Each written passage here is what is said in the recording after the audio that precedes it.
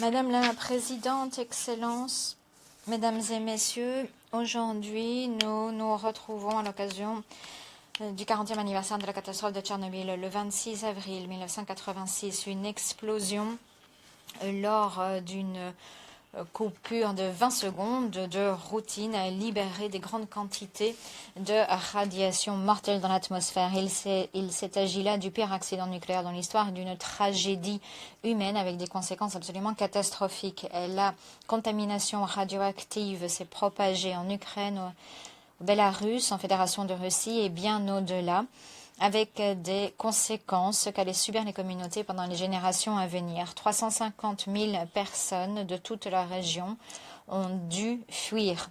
Et aujourd'hui, nous rendons hommage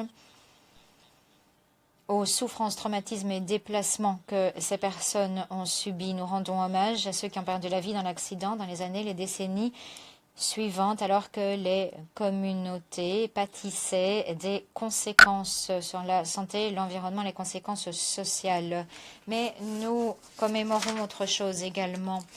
Nous nous souvenons que cette tragédie a révélé ce que l'esprit humain a de meilleur. Les premiers secours, les pompiers, les liquidateurs, le personnel médical qui ont réagi à l'urgence, l'effort de relèvement multinational qui s'en est suivi, le travail inlassable des scientifiques, des ingénieurs, des chercheurs qui ont recueilli, analysé les éléments probants pour voir comment la catastrophe avait pu avoir lieu et comment l'éviter à l'avenir, et l'action de l'ONU qui a mobilisé les partenaires mondiaux et les donateurs en faveur du relèvement, en fournissant une aide d'urgence et une aide humanitaire.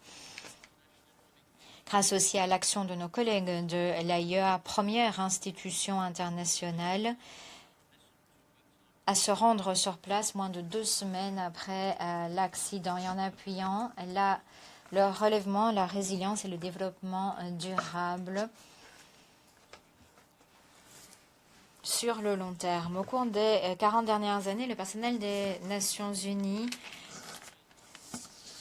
a apporté un soutien au développement, à la santé, à l'environnement, à la sécurité alimentaire, à la science pour porter le relèvement et la résilience dans les régions touchées. Une action essentielle qui se poursuit aujourd'hui encore, qu'il s'agisse d'évaluer les territoires contaminés, de surveiller la santé, les conséquences sur l'environnement, des rayonnements, de former les résidents, les dirigeants, les docteurs, qu'il s'agisse du déclassement des installations nucléaires, qu'il s'agisse d'appuyer le développement socio-économique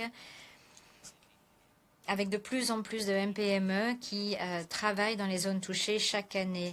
Ces efforts sont indissociables de la vie, des moyens de subsistance des populations, indissociables de la santé, de la sécurité des communautés, de l'environnement, des institutions, des infrastructures sur lesquelles compte la population, indissociable également des perspectives de développement sur le long terme et d'inclusion de pays et de régions entières.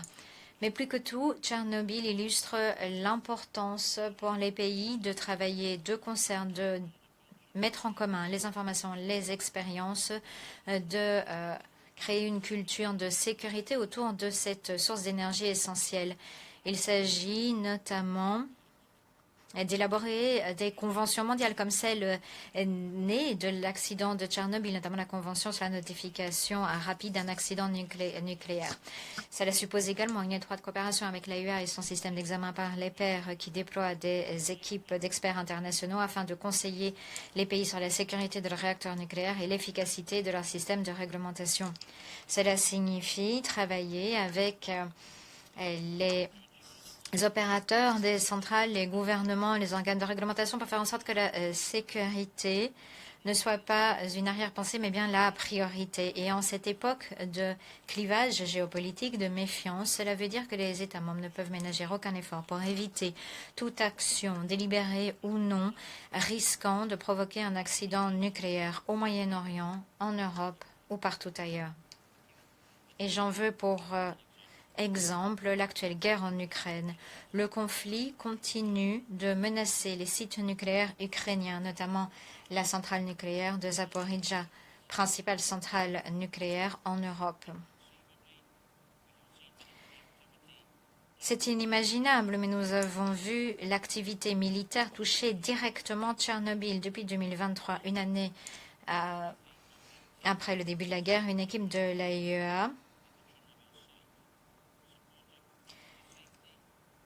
reste sur le site de Tchernobyl pour garantir la sûreté nucléaire, notamment après une frappe de drone l'année dernière. Le message est limpide. Toutes les activités militaires à proximité des sites nucléaires doivent cesser immédiatement. Mon dernier rapport à l'Assemblée générale montre que la sûreté et la sécurité nucléaire doivent être préservées, quelles que soient les circonstances, et que tout dommage causé aux installations nucléaires risque de réduire à néant des décennies d'efforts internationaux collectifs.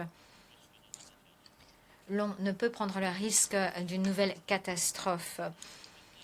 Excellences, Mesdames et Messieurs, Tchernobyl n'a jamais été qu'une tragédie nationale. Tchernobyl a été une leçon.